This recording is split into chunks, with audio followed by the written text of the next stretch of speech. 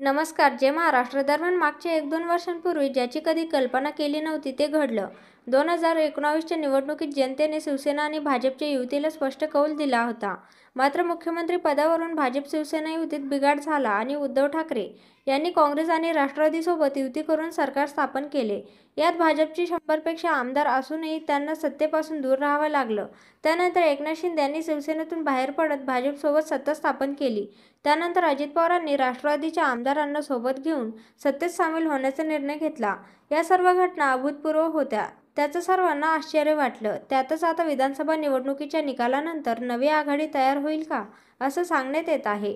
दरम्यान राज्यात सध्या महायुती विरुद्ध महाविकास आघाडी अशी लढत विधानसभेत बघायला मिळत आहे. एका बाजूला शिवसेना शिंदे गट, अजित पवार गट आणि भाजप आहे, तर दुसऱ्या बाजूला शिवसेना ठाकरे गट, राष्ट्रवादी शरद पवार गट आणि काँग्रेस आहेत.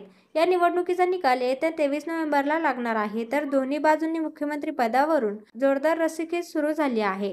त्यामुळे राज्यात विधानसभा निवडणुकीच्या निकालानंतर नवे राजकीय समीकरण उदयास येईल अशी चर्चा सुरू झाली आहे. त्याचबरोबर राष्ट्रवादीचे 40 आमदारांना घेऊन अजित पवार महायुतीत सामील झालेत, तर शरद पवार महाविकास आघाडीत आहेत. यातच शरद पवार किंवा त्यांच्या पक्षातील नेते हे मुख्यमंत्री एकनाथ शिंदे यांच्यावर उघड टीका करताना दिसत नाहीत. त्यामुळे एकनाथ शिंदे राष्ट्रवादी शरद पवार गट आणि राष्ट्रवादी अजित पवार गट एकत्रित येत सरकार स्थापन करणार अशी चर्चा एका कोपऱ्यात सुरू झाली आहे. मात्र या चर्चेवर एकनाथ शिंदे यांनी पूर्णविराम दिला आहे. ते म्हणाले की विधानसभा निवडणुकीत महायुतीला पूर्ण बहुमत प्राप्त होईल. अन्य कुठल्याही पक्षासोबत युती करण्याची परिस्थिती आमच्या पक्षावर येणार नाही. शिवसेना प्रमुख बाळासाहेब ठाकरे यांच्या विचारांवर हे सरकार बनलं आहे. अन्य कुणाशी युती करण्याचा प्रश्नच येत नाही, अशी ग्वाही एकनाथ शिंदे यांनी यावेळी दिली आहे. मात्र मागच्या निवडणुकीच्या वेळी जे काही घडलं आहे त्यावरून विधानसभा निवडणुकीच्या निकालावरून काय घडू शकते त्यावर काही सांगता येऊ शकत नाही, कारण त्याला मागची घटना पुरेशी आहे.